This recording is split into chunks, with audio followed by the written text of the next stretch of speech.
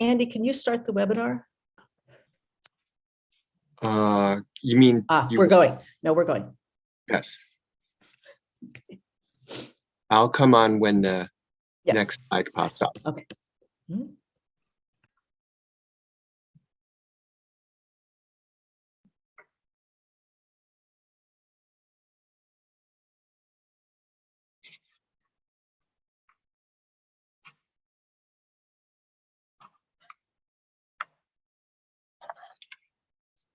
Hello, everyone. Welcome to you. Good morning, good afternoon, good evening, wherever you are in the world today. We have many people who are joining us for this presentation. This is Welcome to the Human Rights and Psychology webinar series. Today's webinar is on how human rights matter to the profession of psychology. This is the inaugural webinar in a series that will be broadcasting every 2 months or so over the next 2 years that will give a comprehensive look at the intersection of human rights and psychology. I'm Andy Simon. I am a board member and president-elect of the International Council of Psychologists, and I'm co-hosting today's webinar with Dr. Mary Bullock, who's also a leader at the International Council of Psychologists and a creator of the Global Network of Psychologists for Human Rights. Our speakers today are Dr. Nora Sveas and Dr. Mike Wessels, and our moderator is Dr. Marlena Plavšić, member of the steering committee of the Global Network of Psychologists for Human Rights and faculty at the Juraj Dubrela University of Pula in Croatia. The Global Network of Psychologists for Human Rights was launched in 2020 with the goal of being a platform for us all to collate bibliographic resource materials on human rights and psychology, to identify and publicize human rights issues, and promote human rights education and a human rights lens in the work that we do. You may subscribe to the network on its website. You'll see the link on the screen right now, and you will receive a monthly bulletin on current human rights issues, resources, and events. We very much encourage you to join. The International Council of Psychologists, the co-host of this event, is a global organization focused on human rights, dignity, and justice. It holds an annual meeting and hosts interest groups on a variety of topics. Membership is open to all whose work is in psychology or of a psychological nature. Now, I'd like to turn our program right now over to today's moderator, Dr. Marlena Plavšić. Marlena, please join us.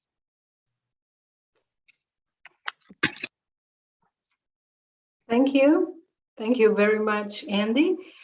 I'm really thrilled to see people greeting from all the continents as far as I could see. And I'm really very happy to see that the interest is high. I hope not just for the topic today, but also for the whole webinar series in which we combine a link, psychology and human rights. And now let us remind ourselves or learn about today's speakers. I'm sure many of you do know who Nora and Mike are, but I'm also sure that some of you don't. So let me start with Nora. Nora is a professor emerita at the University of Oslo in Norway. She worked as clinical psychologist and researcher mostly with refugees and victims of torture in many countries of the world. Her special interest is on the relationship between human rights and psychology. Nora has taught and written about forced migration, human rights, gender-based violence in conflict, and transitional justice, to name the hot topics, so to say, that Nora is involved with. But the particular focus Nora has is the right to redress and rehabilitation. Nora is initiator of the Mental Health and Human Rights Info, an NGO providing information on health and human rights for professionals that work in conflict areas. And she is also the initiator of the Human Rights Committee of the Norwegian Psychological Association. Nora was a member of the UN Committee Against Torture, and currently she is a member of the UN Subcommittee on Prevention of Torture. For her work on human rights, Nora was awarded the Amnesty International Award, the University of Oslo's Human Rights Prize, and the most recent one, the Royal Norwegian Order of St. Olaf. Mike Wessels is professor at Columbia University, United States of America, in the program on forced migration and health. As a longtime psychosocial and child protection practitioner, Mike has conducted extensive research on the holistic impacts of war and political violence against children. Mike has worked extensively on issues of recruited children, and he authored a book called Child Soldiers: From Violence to Prevention. Currently, Mike is lead researcher or interagency multi-country research on community-led child protection, which includes strengthening of national child protection systems. This work has included, as Mike says it, learning from girls and boys directly about their lived experience of both violence and their coping and resilience amidst adversity. Mike regularly advises UN agencies, governments, and donors on issues of child protection and psychosocial support, including communities and schools. Both Nora and Mike have contributed to the book Human Rights Education for Psychologists by writing a joint chapter. The book was published in 2020 by Routledge. Now, the presentation that both Mike and Nora will last about 40-45 minutes. And after that, we will have some 15 minutes for a discussion. You will post your questions in the chat box or question and answers box. So let's proceed now with the presentation. Nora will be the first one to talk. Nora, the screen and the mic are yours. Thank you very much, Marlena, and it's great to see all the greetings coming in from different parts of the world. And I'm both very pleased and very honored to be part of this webinar and be able to speak with you today. So when Mike and I have finished our introductions, we do hope that we can have a conversation about some of these issues that we are raising. As you already said, we are speaking about human rights in our profession, and I will give you 3 examples from our practical work and also refer to rights and obligations that come into play with respect to these 3 cases. So to start with, I want to say the following. When looking at the basic ambitions, developments, ethical platforms, we see that the obligations entailed in the international human rights conventions and declarations not only converge with what psychologists do, but offer also a meaningful ethical guidance for our profession. Mike and I wrote this in the chapter that in the book that Marlena just referred to. So I'd like to ask the following questions. How is it that we can say such a thing? Why is it that this is so relevant for us as psychologists? And last but not least, what is the role of psychologists and how can we do this in defending, protecting, and promoting human rights? I will, as I said, illustrate this with 3 fictional examples. And through this, I will refer to basic rights, to mechanisms and to conventions, but I will not go into these in any detail. What these examples have in common is that they raise not only serious professional and ethical issues, but when putting on our human rights lenses, we will also see that all of these raise serious human rights issues as well. So these may call on us both to reflect, to react, and act also beyond the therapeutic room and beyond what we often consider our professional role and responsibility. So it is at this point that we hope that we can enlarge the scope of what we consider as psychological practice in general. So to start with the first one, Nassim, victim of torture. He has a story of imprisonment and torture. He was let out of prison after 5 years and managed to leave the country. He belonged to a group that was considered enemies of the state, and he was afraid that both he himself and his family were in danger, also after having been let out of detention. He is now applying for an asylum in a European country. He has stayed at an asylum center for more than a year when you, as a psychologist, first meet him. He had then been referred by the doctor at the asylum center. When you meet a refugee client, the first he tells you is that he is fearing forced return to his country.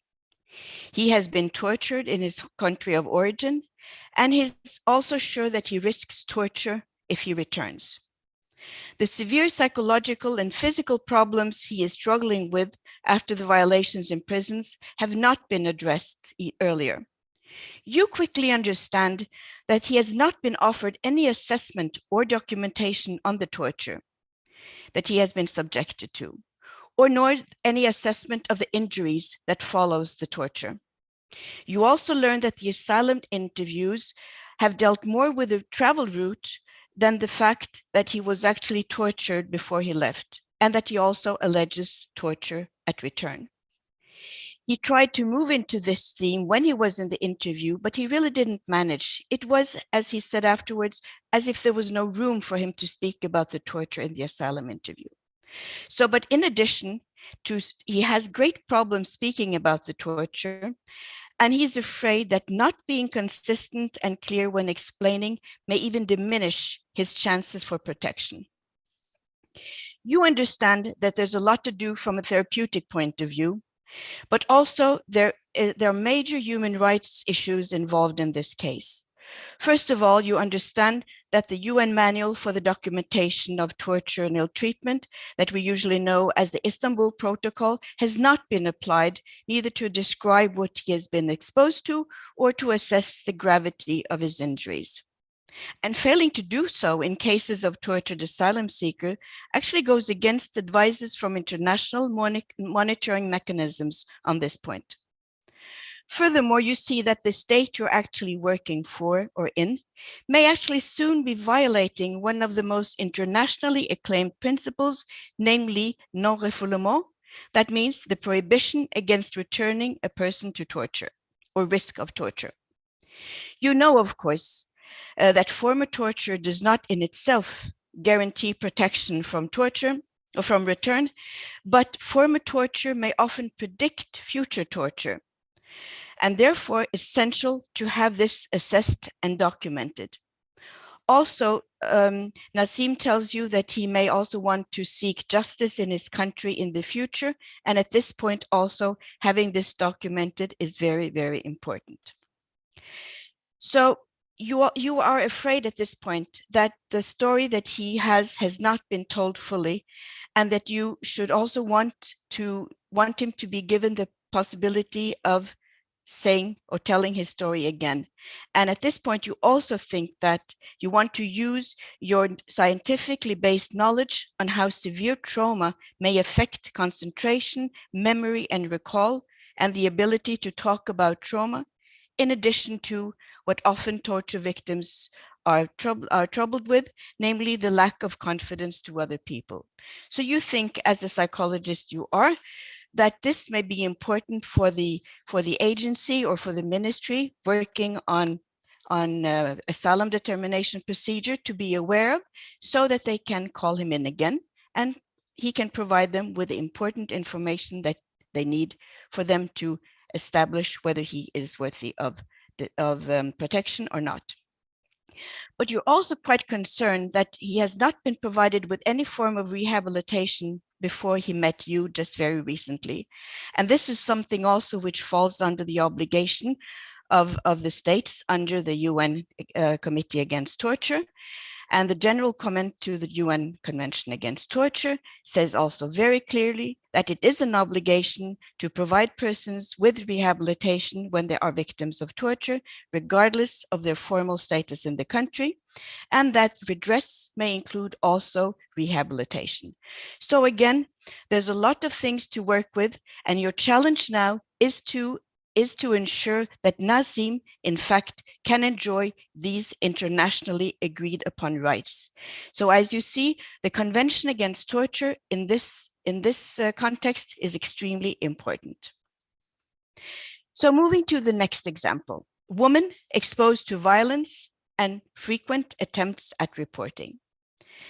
This is about Sarah, a woman you meet in a shelter for battered women. She tells you about the violence that she has been exposed to at home over a long period of time, and you understand that this is a story of many failures and lack of due diligence in relation to dealing with her situation. The police has, despite her several attempts to report, failed to follow up on this case. No investigation was ever initiated. She was not offered any protection, and she did not know where to turn for help.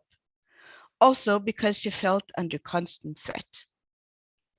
Despite the fact that she has been seeing doctors on various occasions when she was injured after beatings, nothing has come out of this in form of further reporting.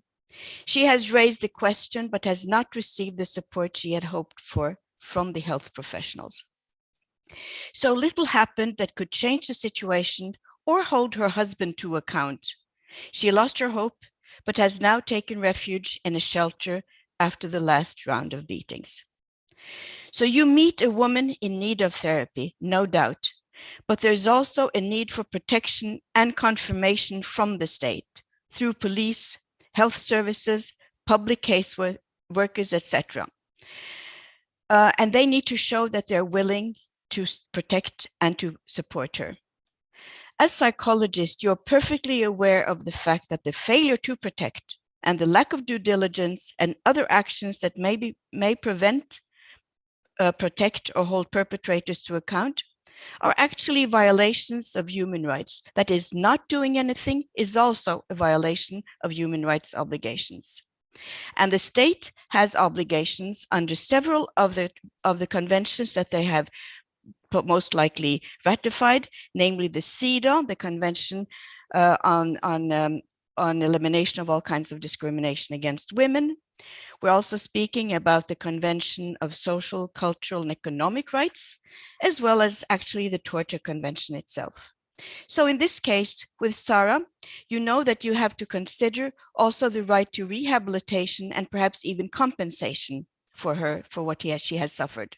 So with this in mind, you start working with a woman whose rights and mental health issues have been under threat for a very long time. So moving to Peter, a psychiatric patient. Peter has had a long story of psychiatric illness and has frequently been hospitalized over long periods of time. And he has also over the years been very distressed, often agitated, and even perceived as violent. But at times, he is both clear and direct, and he has been very concerned about his situation, including the fact that he has received a lot of medication, often also involuntarily. You meet Peter at the hospital. You are a new psychologist in this ward. When you meet Peter, he speaks about the forced medication that bothers him a lot. He also tells you that a number of times he has been held with mechanical restraints, and sometimes for long periods of time, also being afraid that the health workers have forgotten him in those restraints. His attempt at complaining about this has never resulted in anything else but a confirmation that in fact he has complained. What also bothers him is the lack of contact with the world outside, because he says being involuntarily taken to hospital was not the worst thing, but the worst is perhaps that I don't have any contact with the outside world. There's very few meaningful activities in the hospital, and the fact that he receives medication he does not want, and the use of restraints when he gets anxious and agitated, this is what really constitute problems for him. He says that they use the restraints a lot more often than they should. And he shows us marks. So he shows the psychologist marks on his wrist after the last time. Towards the end of the conversation with him, he tells you that he's gay and that he thinks that some of what is happening to him is discrimination, related both to his sexual identity and to the fact that his skin color makes him a minority on the ward. Also, this is problematic. So as a psychologist, you go to the first convention that you think seems relevant, namely the CRPD, the Convention on the Rights for Persons with Disabilities. But you find, of course, that the third that we just had on the screen here, on the rights for people under the Racial Discrimination Convention, is extremely important here too. But you first think now about the CRPD. And you go through some articles on self-determination, on supported decision, on the legal rights, etc. All of these important points in the CRPD. You also know that the Torture Committee, in fact, has said something about keeping people in restraints and forced medication as well, especially if this is used as a disciplinary measure, which is actually completely forbidden under international law. So based on these recommendations, both from the CRPD and from the CAT, the Committee Against Torture, you find all of these things you find for your own country on the UN homepage, but based on this information, you ask for a conversation with the head of the ward because you find that this situation is worrisome. Peter needs to be met in a different way from a psychological point of view, as well as from a human rights point of view. But you also want to speak to the National Preventive Mechanism, because as your country ratified the optional protocol to the Convention Against Torture 5 years ago, and the NPM has recently been established, you are aware that these may come to visit the hospital at any time, and you will want to inform them about your concern, and perhaps they may come and see this case and look into the situation in this hospital. So the issues here that are in place are related to deprivation of liberty, non-consensual treatment, including forced medication and the use of restraints. All of these things are very serious. The information that you have now about the NPM, and you actually know a psychologist working in the NPM, seems also very useful.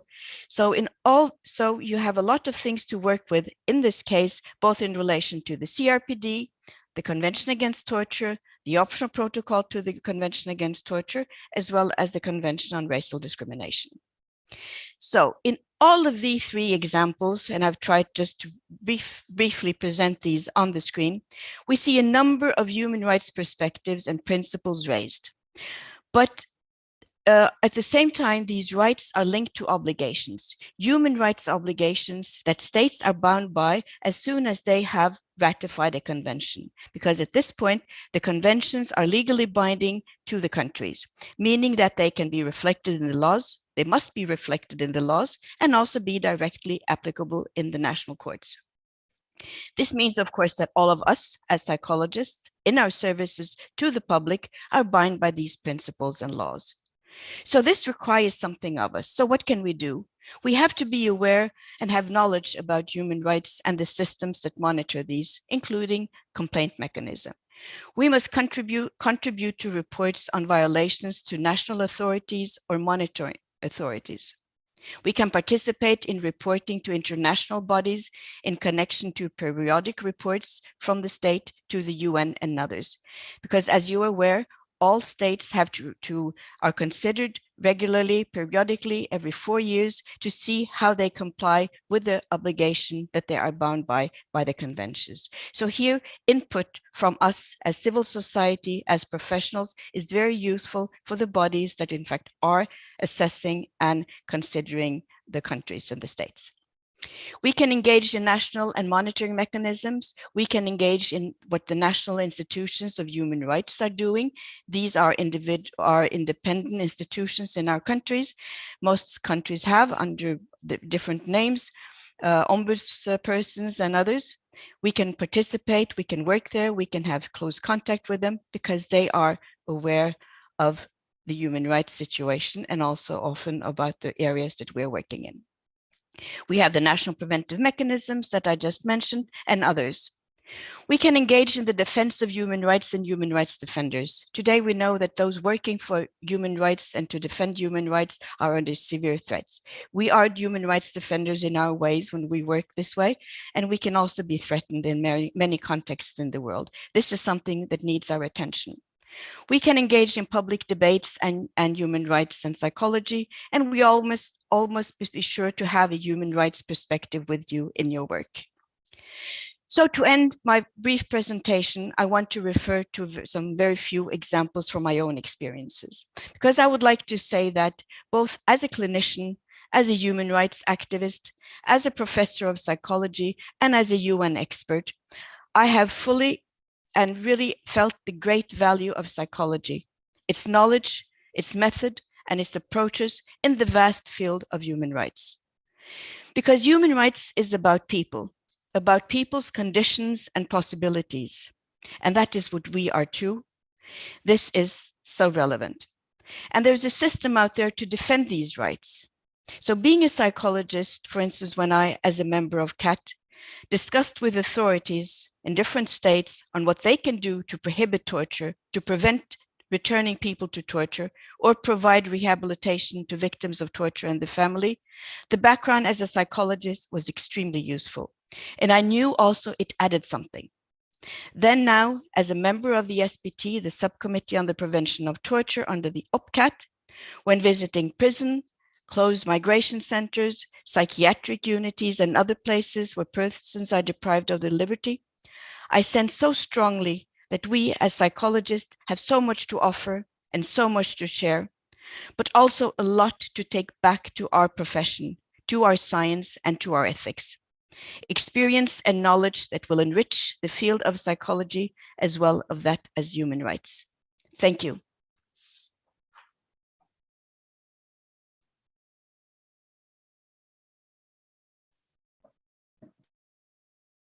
Thank you, Nora, for your presentation. Now we move to Mike, and let's hope there were no snowstorms in Virginia, so the connection will be good. Mike, the screen is yours. Thank you so much, Marlena. The video is on at my end, but it's not showing on the screen, but that's no problem. So I'm going to speak just a few ways in which international psychologists, many of whom are called to help out in humanitarian or emergency settings, can use child rights as a fundamental rudder for their work. So if I could have the next slide, please. So child rights are, of course, outlined in numerous instruments, principally the UN Convention on the Rights of the Child, and a group of supporting standards as well, such as the African Charter on the Rights and Welfare of the Child. And in a time of armed conflicts where we're seeing worldwide, from Yemen and Syria, Afghanistan, South Sudan, the list goes on and on, we find that children are having their rights assaulted en masse. And I'm going to suggest that child rights give us a way to guide a holistic approach, ethical practice, and attention to the dignity and rights of each child. This to me is terribly important because we know that armed conflict not only tears people up physically, but has profound impact on people's mental health and psychosocial well-being. And so I'm really quite interested in asking, how can we do this in an ethical, holistic manner? And this is where child rights comes in. The next slide, please. So I'm going to refer to multiple foundational principles within child rights, one of which is non-discrimination. This principle is really critical to make sure that amidst an emergency, the people who are already discriminated against or who have been made invisible for a whole variety of reasons receive the mental health and psychosocial care and the dignity and well-being that they deserve.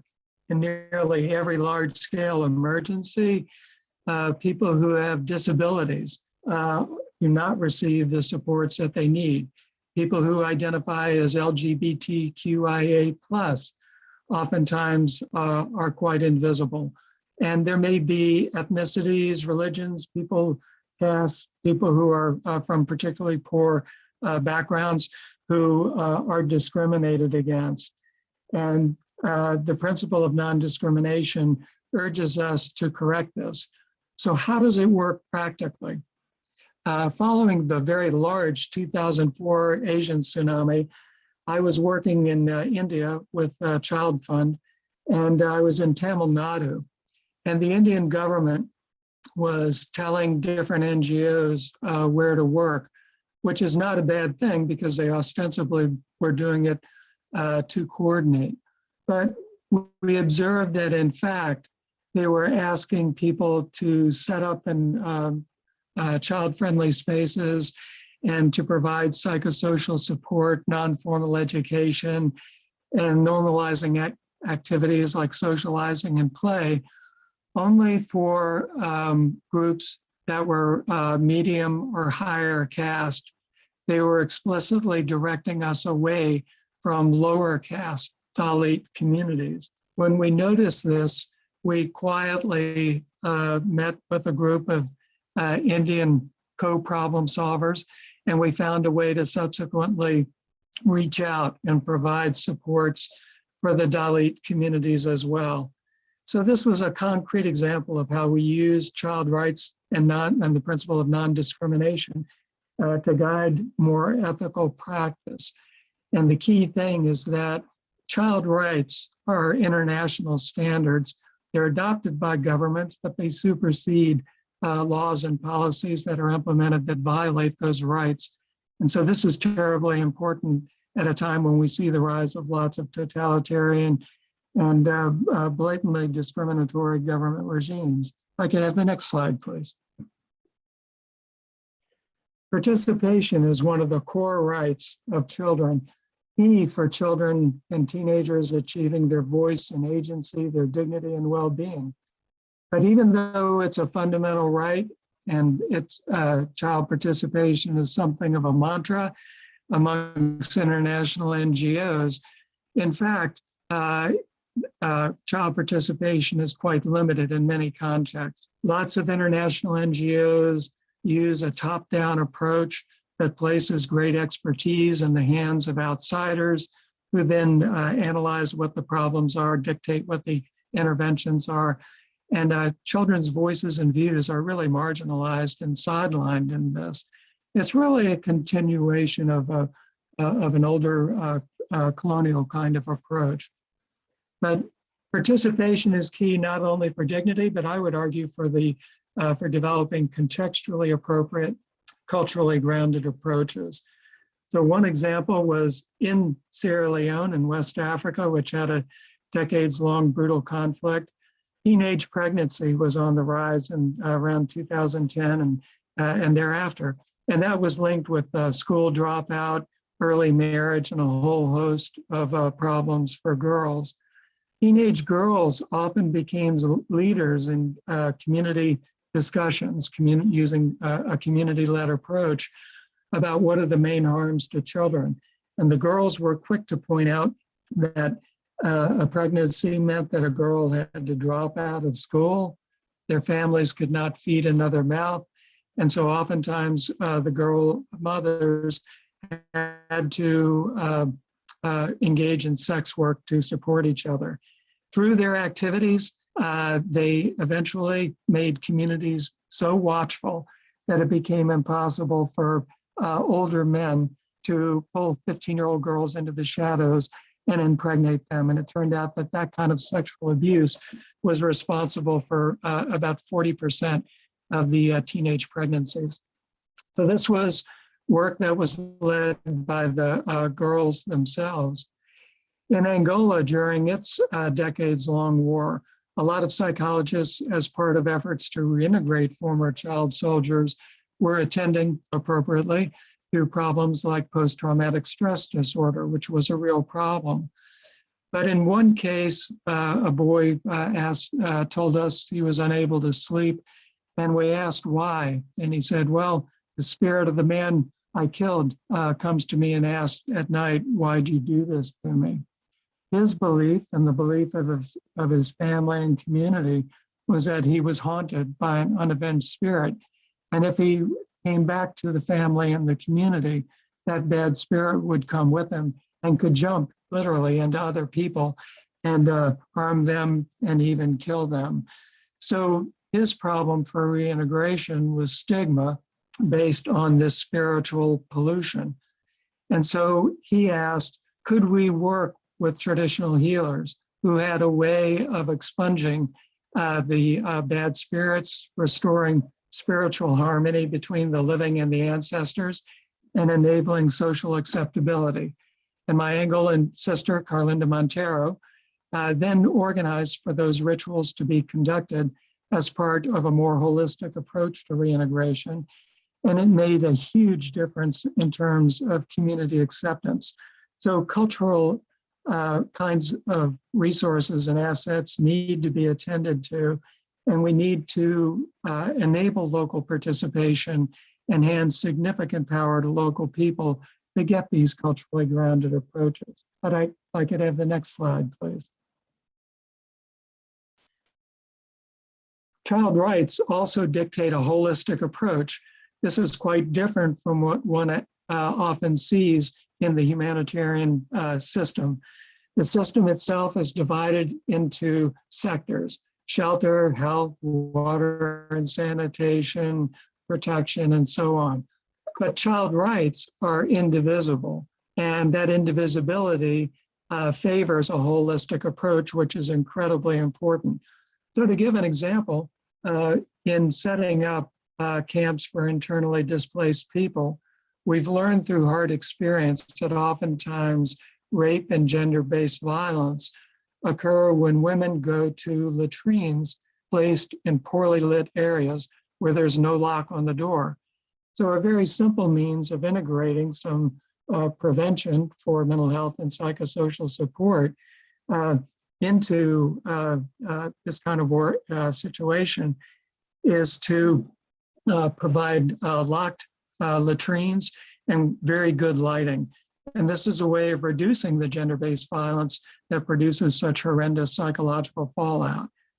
And similarly, people who've been displaced but who've lost loved ones, one of their main priorities is to bury their dead and to honor cultural practices and to engage in cultural bereavement. But to do that, the spaces that are organized for internally displaced people need to be designed in a way that provide space for the funeral rites and for the burial rites to be conducted. And when that's done, you get a more holistic approach and cultural approaches to holistic well-being that very definitely support people's mental health and psychosocial well-being. I could have the next slide, please. One of the strongest principles in child rights is the best interest of the child, meaning that the determining factor ought to be not logistics, politics, or even laws, but what is in the best interest of the well-being of the child. And as an example, in India, Afghanistan, many other countries, there's a widespread practice of placing children who are separated from their families or unaccompanied in orphanages or institutions, many of which are managed by the state or by private institutions. Nearly always, research has shown, those institutions cannot meet the child's needs for proper nutrition, for their own identity, for appropriate social behavior, as well as for mental health and psychosocial well-being. And we saw lots of do no harm issues come up with this approach following the 1994 genocide in Rwanda, where well-meaning church groups and even NGO groups set up orphanages for children, and many parents who were able to care for their children actually gave their children up, leaving them on the doorstep of the orphanages on the idea that maybe they would be better off, thereby depriving those children of the single most important determinant of a child's well-being, which is being in the care of a caring caregiver. So the best interest of the child principle has in many societies led to an emphasis on family care with monitoring, of course, and with attention to policy change. Could I have the next slide, please? Survival and development rights are another core principle, and I wanted to jump to a development setting, Bolivia. The first time I visited there, I found that in indigenous areas, the government was talking about how there was greater need for healthcare. It was very much a health technical focus. Children were malnourished. There were shortages of vaccinations. Children were dying of preventable problems. But it was very interesting that from a rights perspective, this was not just a health technical problem. This was a problem of discrimination. And when that was emphasized and reframed in that way, much greater progress was made in terms of changing government policies to ensure greater attention to the health of Indigenous people and children. And if I could have the next slide, please.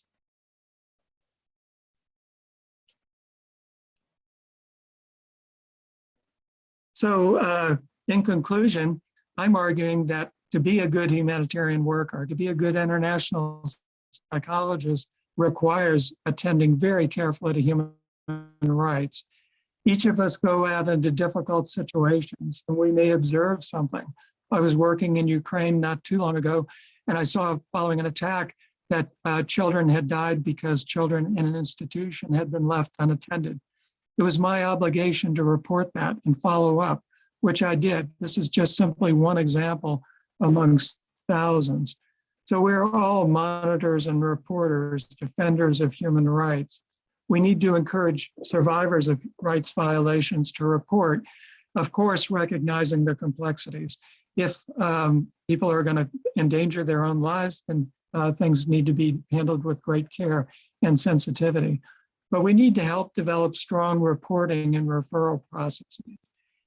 In our own practice, we need to constantly be self-critical and reflect, avoid unintended consequences, and prevent do no harm issues.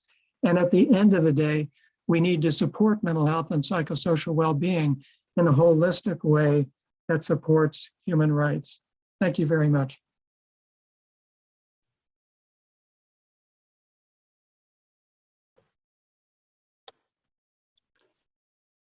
Thank you both, Nora and Mike. When we were talking about, when we were preparing for today's presentation, we did ask from you to come up with some examples. It's really very relevant to have some ideas how actually human rights and psychology interact in practice. So thank you very much for the examples, either fictional or the real one, that show us this link, which is not only purely theoretical, but also very practical. Now, there are some questions that the audience made. There were some comments also while you were talking. There were some people supporting some ideas that you exposed. And we can maybe start, with some answers that, I'm sure Nora and Mike can provide. Let me see. Well, I wanted to ask the audience, as you can see, all of us, you cannot see Mary, who is behind the scene, but there is a similarity among us. So we can take only questions by people who wear glasses. That's the only condition. If you are wearing glasses, you are allowed to ask questions. Okay. Marlena, we do have some that have been posted. Would it be okay if I present a few of these? Sure. Okay, so to either one of you, one question is that are there any stats or even a sense of how many psychologists are being trained or are available to provide support in the regions that you were discussing? You want to start, Michael? Mike, I think you're on mute still. There you go. No, thank you for this question. I think the correct answer is we don't know. I mean, but in most countries, I'll use Ukraine as one example, there's a lot of work being done to, there's tremendous psychological expertise that exists in Ukraine, and but it's mostly been oriented towards individual and small group, not towards the large scale humanitarian work that's needed. There's a sophisticated psychiatric establishment, but it's oriented more towards, if I could be irreverent, beds, meds, and that kind of thing. And so, I mean, there is a movement to train people, and there's training being done by different universities. When you shift to sub-Saharan Africa, the situation is much worse. In countries having a population of 50 or 100 million people, it's not at all uncommon to still find only a handful, in some cases only 2 or 3 clinical psychologists or psychiatrists who are well trained. So this is a huge issue, and I urge you, partner your university with universities in the Global South, engage in dialogue and co-learning, join hands together. And when the psychological training is done, build human rights into it, make that part of the foundation. Thank you. Thanks, Mike. Nora? Yeah, just fully support what Mike says here. And I think one of the things that we discussed, which was one of the reasons why the book was made and came out last year, was the fact that there's very little in the curricula for psychologists on human rights on a global level. This is of course changing, because having the two books that last year, both the one edited by Neil Rubin and the one by our group, is the first actually books that can be used in training. And then the next point comes, what can we do to ensure that this is included? And just to give the example from Norway, after some years with battling, we managed to have 3 sentences in the state directed program and conditions for what should a psychologist learn. And then we have to be informed about human rights and to know how this applies for psychological practice. So this is rather new with us, but this is something that we have to work on a global level. And as Mike says, I think nothing happens without those of us who are engaged really push for this, both on the academic level, but also on the more grassroots level for people working with people in the field who are exposed to violations and to human rights abuses. So on all levels, we need the activity and engagements. So, I mean, Nora, you mentioned Neil. Neil has a question, and we have a sense of the answer, but I'd like each of you to speak about it. Neil says that both of you use the word obligation in relation to acting in particular settings. Do you also see the teaching of HR is a responsibility for all psychologists? Well, first of all, every single state that has ratified, for instance, the Convention Against Torture has as its obligation to inform and to teach. It's Article 10. It's about informing and teaching law enforcement personnel, but also medical personnel. So yes, this is part of what the state should see as its obligation to do. And of course, that goes down again to the university and to teaching faculties. And if they don't see it, we have to remind them about it. So I think that's why we need to be aware of it. And it's not the only convention. There's a lot of them also on the regional level that emphasizes that making public servants aware of human rights is a part of the obligation. Got it. And with the obligations come the rights. Got it. Okay. Mike, did you want to add anything? No, I agree with that. And I'd like to respect the time and hear from questions from other people as well. Okay. Yeah. What Marlene, about this one? Go ahead. Could you expand on limits when is appropriate, if ever, to involuntarily subject someone to treatment? Do we have obligation to present choices, even in non-treatment situations? For example, observing someone behaving in open space. Very thought-provoking presentation, thank you. Perhaps, yeah, Nora, you tackled that question with the Peter case. Yeah.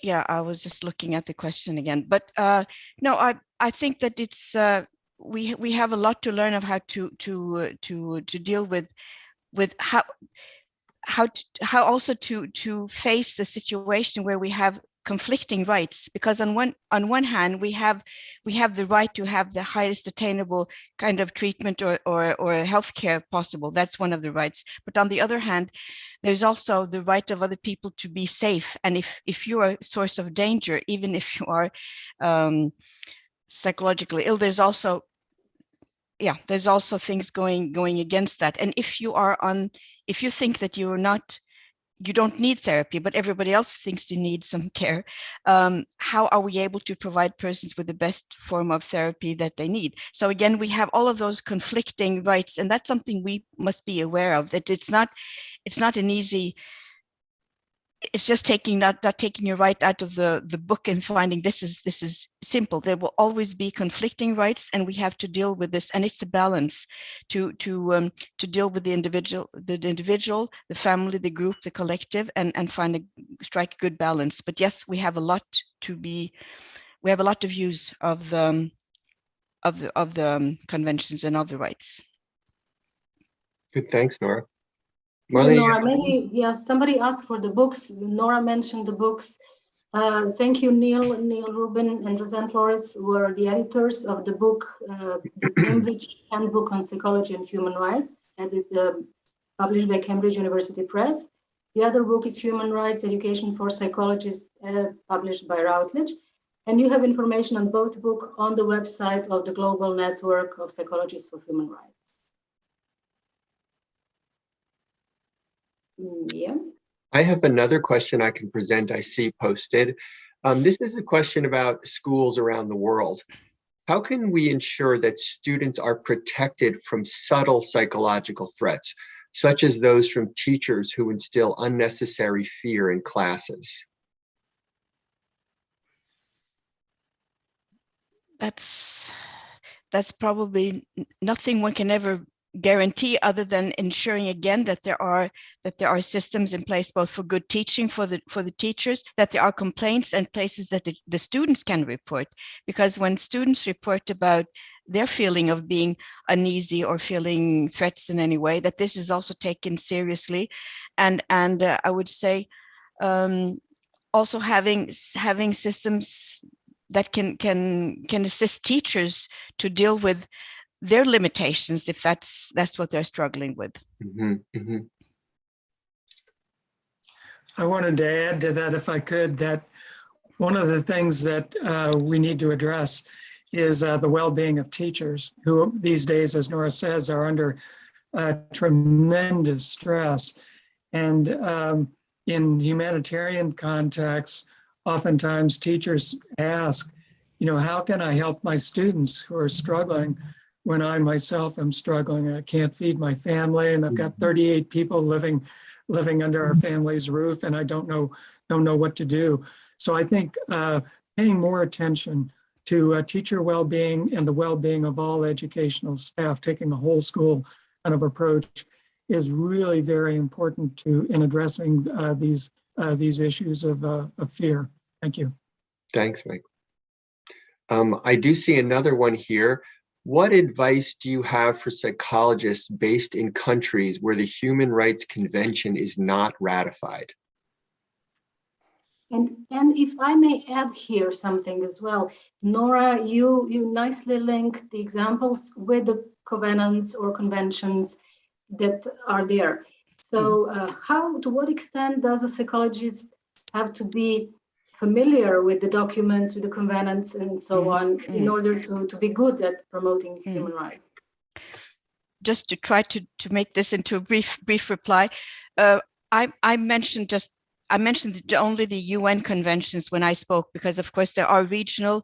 In Europe we have the European human rights, and you have the inter-American one. So, but I thought it was, since I know that we were speaking on a global level, it was good to unite with the UN. And in the UN system, there's a lot of different mechanisms and a lot of different declarations, etc. But we have what we call the 10 core treaties or conventions, which are the most famous ones, on the children that Mike spoke about, women, racial discrimination, or against torture, women's rights, all of those. And not all countries have ratified all. Most countries have ratified the CRC, or the Convention Against or on the Rights of Children, and the others are ratified by a high number of the states, the majority of the states, definitely, which means again that it is applicable in courts, and we as psychologists must not only know about them, but we must follow them and be aware of them. I think as psychologists, we're also part of civil society, and civil society has an extremely important role in pushing countries to ratify it if they haven't ratified, and if they ratify and don't follow, and then again, that's what we must participate in saying something about reporting. It's not illegal. It shouldn't be illegal, and it's not illoyal either. It's a way of assisting the state to comply with this obligation, which is good for any state. Thanks, Nora. I would argue, I like what Nora says, and I would argue that even if a state collapses and goes through very difficult political turmoil, and then reconstructs itself in a very totalitarian way, the human rights do not stop at their border. I mean, we've made human rights actionable as an international community. And it is not the right of someone like Hitler to draw boundaries and say, well, those rights don't apply here. I mean, the The rights Mhm. grew up specifically to deal with that kind of situation. And so I think that Nora's exactly right. Our job is to be part of the international civil society and use our eyes and ears and our wherewithal for activism and for networking to not just shame, but to work constructively with people to do things that are ultimately in the interests of the government's own people, and to draw a hard line when that hard line needs to be done. It's sort of the analog of whistleblowing on an individual level, but there are times when the international community has to draw a line and say, this will not stand. Thank you. Mhm. Mm. Thank you both. Do you mean, Mike, that being a psychologist who is involved in protection of human rights always requires a bit of social activism? Well, I'm biased on this because I'm a social activist, so I tend to think yes. But I mean, each individual needs to think carefully about how they're positioned, what they feel is most appropriate, what the realities of their situation are. And, you know, and I would hope that all of us would commit to being whistleblowers when the time comes. But I also think that you don't have to brand yourself as a social activist to be deeply caring about and supportive of human rights. Mm. You know, recognizing human dignity is as foundational a thing as is human empathy. And you don't need training on human rights to have empathy.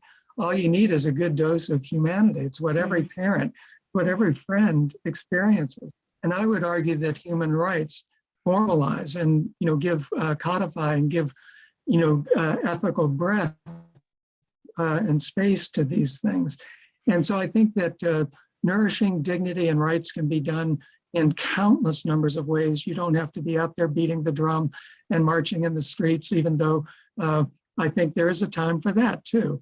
You know, if there's a regime change and rights are being trampled en masse and nothing's being done about it, sitting by, to my mind, makes me complicit within that. So then it's time to challenge oneself. So thank you. Yeah, I fully agree. And in addition, I'd like to say, I think what we're trying to do with this presentation is to also speak about human rights practically being inherent also in the objective of psychology. It's not something new that we need to learn about. Yes, we need to learn about the factual parts of the human rights, but the idea, the principles, the values, I consider them as part of what we do as psychologists. It's my obligation given as a psychologist to do these things. Then, of course, if we want to strengthen our work and our engagement on this, we can do that. But I think it's what we do as psychologists that counts. And these principles, as we see it, are part of our professional identity. People may disagree on that, but that's at least what Mike and I are quite agree on. Thank you. You know, I would just like to jump in here and just say something. Unfortunately, we have to wrap this up simply because of time. We have many more questions, and this is a very interested group. Marlena, what would you like to say? Exactly. I would just like to say how I saw it. So there are many questions and comments that we received. We will read them and see what of them what similarities they have, because we intend to have these webinars, the series of webinars, for at least 2 or 3 years. We already have some topics for this effort and for the next year, but we will see, because our global network of psychologists for human rights was born because there was a lack of tackling such topics. And it is not a coincidence that 2 books with the similar topics appeared at the same time. So apparently there was a need was huge. And you also assess that there is lack of education, formal education for psychologists in the field of human rights. So we are going to shape our global network according to the needs. So your questions and comments will be included as well, and we will see what kind of things we can do further. So thank you for that. Andy, to Thank you, Marlena. So maybe if we can just go to our final slide. So I want to very much thank all three of you, Marlena, Mike, Nora. This is an absolutely wonderful presentation. We had close to 300 people viewing us and posting comments. I want to draw everyone's attention to two things. Please note that you can have your certificate for attendance today will be sent to you if you provide your name and email, and by logging onto the Human Rights website and clicking on the webinar certificate link, we will send you your certificates for attendance there. Please also note that we have presentations coming up in March and May that are on the screen at the moment. And finally, thank you for everyone who joined today and took time out to be part of this presentation. Thanks, Mike. Thanks, Marlena. Thanks, Nora. And thank you, Mary, who's behind the scenes, making sure this entire presentation runs smoothly. Enjoy your day or evening, and we look forward to seeing you at the next series of talks. Bye-bye. Bye, thank you.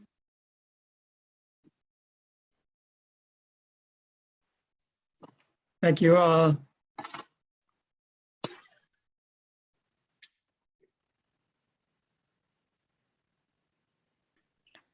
Thank you for me too, and bye-bye.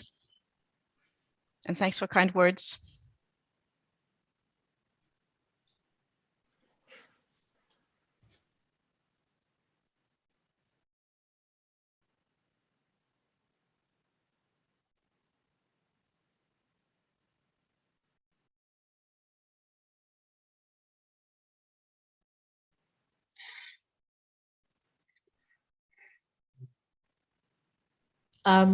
Panelists, we're going to end this for everyone. Please log on again to the same log on.